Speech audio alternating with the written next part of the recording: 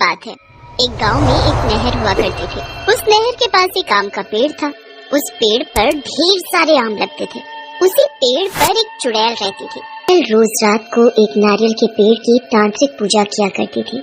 वो उस पेड़ पर अपना हाथ काट कर उस पर खून चढ़ाया करती थी। ऐ शैतानों के देवता, मेरी पूजा स्वीकार कर और मुझे संतान दे। चुड़ैल हर रात इसी तरह पूजा करती और अपने शैतानों के देवता को खुश करती। उसी जंगल में एक बहुत ही गरीब शंकर नाम का लड़का लकड़ियाँ काटने आता था। पर तभी वहाँ नहर के पास कुछ लोग आते हैं। वो लोग नहर के आसपास कुछ देखने लगते हैं। नहर के पास एक बूढ़ा आदमी बैठा होता है जो उन लोगों से पूछने लगता है, अरे भाई क्या बात है, क्या देख रहे हो? अरे आम का पेड़ कुछ ज्यादा ही झुक गया है, हम इसे देखने आए हैं। हाँ, आए दिन यहाँ पर कुछ न कुछ हादसा हो रहा है, पर क्या हो गया ऐसा? बच्चे इस पेड़ पर चढ़कर पानी में कूदते हैं। कल ही एक बच्चे का सर पत्थर से टकरा गया और उसको बहुत चोट आई है। अब गांव वाले चाहते हैं कि इस पेड़ को यहाँ से हटा दिया जाए, तो इसलिए हम इसको काटने आए हैं। पेड़ को काटने वाली बात सुनकर पेड़ पर बैठी चुड़ैल सकपका जाती है। उसे तो समझ ही नहीं आता कि वो करे तो क्या करे। नहीं नहीं नहीं, ऐसा नहीं हो सकता। अगर ये पेड़ कट गया तो मैं किस पर रहूंगी। मोहन और हरिया अपनी कुल्हाड़ी लेकर उस पेड़ को काटने में लग जाते हैं। चुड़ैल ये सब उस पेड़ पर बैठी देखती रह जाती है और कुछ ही देर में वो पेड़ कट कर नीचे नदी में गिर जाता है। ये तुमने अच्छा नहीं किया, मेरा घर मुझसे छीन लिया। मैं अब कहाँ रहूंगी और क्या खाऊंगी। चुड़ैल को आखिरकार उस पेड़ को छोड़कर नदी से बाहर आना ही पड़ता है। अब उस चुड़ैल को शंकर पेड़ से सूखी सूखी लकड़ियाँ काटने में लगा हुआ था। ओह, शाम हो गई। आज तो लकड़ियाँ काटने के चक्कर में समय का पता ही नहीं चला और रात को इस जंगल में रुकना ठीक नहीं है। शंकर जल्दी जल्दी लकड़ियों को एक रस्सी से बांधने लगता है। तभी उसे कुछ अजीब सी आवाजें सुनाई देती हैं। ये आवाजें कैसी? इस समय कौन हो सकता है? शंकर आवाज सुनने की कोशिश करता है। तभी उसे अचानक से वो आवाजें और भी भयानक सुनाई देने लगती है। ऐ शैतानों के देवता, मुझे संतान दे, संतान दे, मुझे संतान दे। अजीब सी भयानक आवाजें सुनकर शंकर की हालत और भी खराब हो जाती है। आलतू जलालतू आई बला को टालतू, आलतू जलालतू आई बला को टालतू। तभी अचानक से उसे एक तेज रोशनी दिखाई देती है। ये रोशनी कैसी? शंकर हिम्मत करके रोशनी की तरफ देखने जाता है तो चौंक जाता है। बाप रे, चुड़ैल! ये तो चुड़ैल है। तभी शंकर जल्दी से झाड़ियों के पीछे छिप जाता है और वो चुड़ैल को देखने लगता है। ये चुड़ैल यहाँ क्या कर रही है? तभी शंकर देखता है कि चुड़ैल अपना हाथ काट कर नारियल के पेड़ पर खून चढ़ा रही है। ऐ शैतानों के देवता, मुझे संतान दे, संतान दे, संतान दे। लगता है आज मेरा आखिरी दिन है। अगर इस चुड़ैल ने मुझे ये सब करते देख लिया तो वो मेरा ही खून चढ़ा देगी। और जैसे ही चुड़ैल वहाँ से जाती है तो शंकर नारियल के पेड़ के पास जाता है। तभी उसे उस नारियल के पेड़ से कुछ अजीब सी आवाज सुनाई देती है। आज तो मैं पक्का नहीं बचूंगा। तभी शंकर की नजर नारियल के पेड़ पर पड़ती है। ये क्या, नारियल के पेड़ पर ये नारियल लग रहा है? और देखते ही देखते वो नारियल बड़ा हो जाता है। ये कैसे हो सकता है? ये तो जैसे कोई जादू हो। एक सुंदर सी छोटी सी बच्ची निकलती है जिसे देखकर शंकर हैरान हो जाता है। ये तो चमत्कार है, नारियल से बच्ची निकली।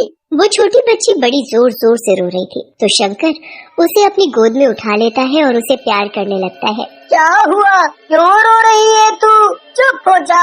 अरे रे रे रे रे, चुप हो जा, चुप हो जा। शंकर के प्यार करने के साथ ही बच्ची चुप हो जाती है और वो बोलने लगती है और चलने भी लगती है, जिसे देखकर शंकर बड़ा हैरान होता है। ये तो चमत्कार हो गया, छोटी सी बच्ची बोलने भी लगी और चलने भी। ये किसी जादू से कम नहीं। तुम कौन हो और नारियल के अंदर से कैसे आई? मेरी माँ चुड़ैल है, मैं उसकी ही बच्ची हूँ, पर मेरा जन्म नारियल से हुआ है। मैं कोई मामूली बच्ची नहीं हूँ, मैं एक जादुई बच्ची हूँ। शंकर और छोटी बच्ची दोनों बातें कर ही रहे थे कि इतने में ही चुड़ैल के वापस आने की आवाजें आने लगती है, जिसे दूर से ही उसकी बच्ची देख लेती है। शंकर, तुम जल्दी से यहाँ से चले जाओ, माँ आ रही है। अगर उन्होंने तुम्हें मेरे साथ देख लिया तो वो तुम्हें मार डालेगी। फिर शंकर उस बच्ची को वहीं छोड़कर जाने लगता है तो बच्ची उसका हाथ पकड़कर उससे कहने लगती है, कल तुम फिर मुझसे मिलने आओगे ना? शंकर उस बच्ची को प्यार भरी निगाहों से देख रहा था और धीमी आवाज में सिर हिलाकर उससे कहता है, हाँ, कल मैं तुमसे मिलने जरूर आऊंगा। अब तुम यहाँ से जाओ, माँ आ रही है। शंकर उस बच्ची को वहीं पर छोड़कर जल्दी से वहाँ से चला जाता है। उसके जाते ही चुड़ैल भी आ जाती है और जब वो नारियल के टुकड़ों के पास अपनी बच्ची को देखती है तो खुशी के मारे झूमने लगती है। संतान, मेरी संतान, मेरी संतान मुझे मिल गई।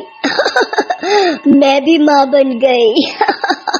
चुड़ैल अपनी बच्ची को गोद में उठाकर प्यार करने लगती है। मेरी बच्ची, मुझे कब से तेरा ही इंतजार था। अब जाकर कहीं मेरा इंतजार खत्म हुआ। एक बार मुझे माँ कहकर बुला। माँ? मेरे कान तरस गए थे माँ सुनने के लिए।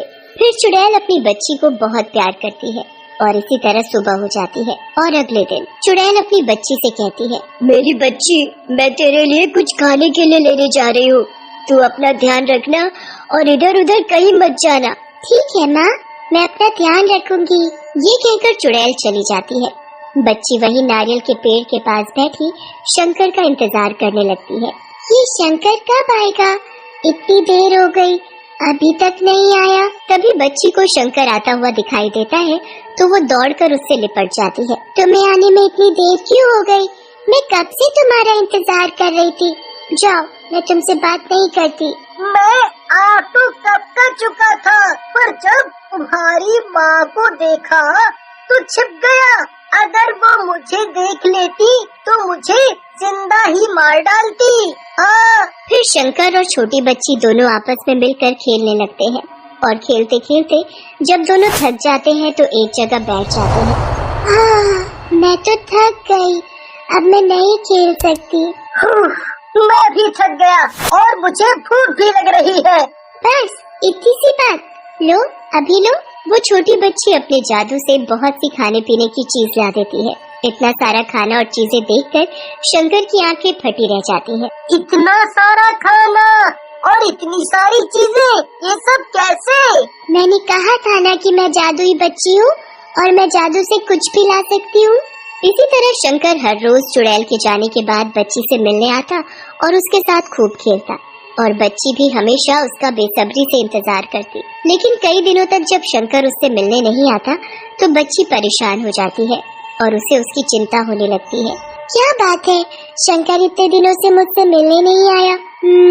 कहीं उसे कुछ हो तो नहीं गया? कुछ दिन ऐसे ही समय बीत जाता है और एक दिन जब शंकर बच्ची से मिलने आता है तो बच्ची उससे नाराज होते हुए कहती है, पता है तुम्हें, मुझे तुम्हारी कितनी चिंता हो रही थी और तुम मुझसे मिलने अब आए हो। जाओ, मैं तुमसे बात नहीं करती। बच्ची एक तरफ अपना मुंह करके बैठ जाती है तो शंकर उसे मनाते हुए कहता है, मेरी मजबूरी थी जो मैं तुमसे मिलने नहीं आ सका। आज भी मैं बड़ी मुश्किल से सिर्फ तुमसे मिलने ही आया हूँ, कहीं तुम परेशान न हो। ये कहते कहते शंकर रोने लगता है। क्या हुआ, तुम रो क्यों रहे हो? शंकर रोते रोते उसे बताता है,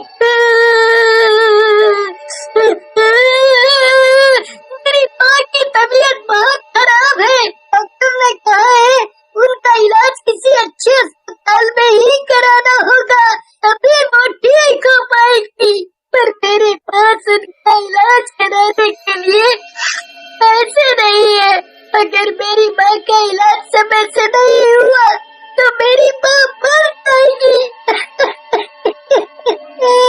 तुम्हारी माँ बीमार है और तुमने मुझे बताया भी नहीं।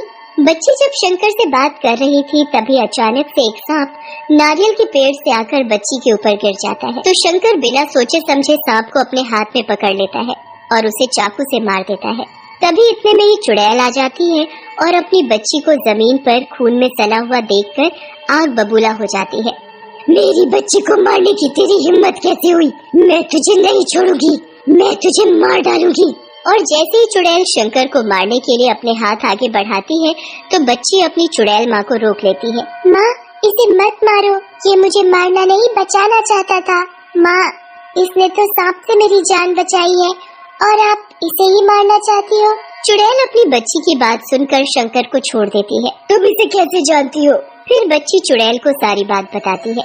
माँ, जब मेरा जन्म नारियल से हुआ था तब मेरे पास कोई नहीं था। तब सबसे पहले मैंने इसे ही देखा था। माँ, तुम तो मुझे अकेला छोड़कर चली जाती थी, तब यही मेरा दोस्त बनकर मेरे साथ खेलता था। माँ, ये बहुत अच्छा है।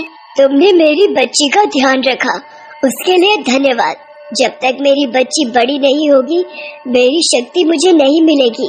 फिर बच्ची अपना हाथ हवा में घुमाती है और अपने हाथ में बहुत सारे पैसे ले आती है। शंकर, इन पैसों को लो और अपनी माँ का अच्छे से अस्पताल में इलाज कराओ। और जब भी तुम्हें किसी चीज की जरूरत हो तो इस नारियल के पेड़ के पास आकर जैसे ही इसे छुओगे तो मैं तुम्हारे सामने आ जाऊंगी। शंकर बच्ची से पैसे लेकर घर चला जाता है और अपनी माँ का एक अच्छे से अस्पताल में इलाज कराता है।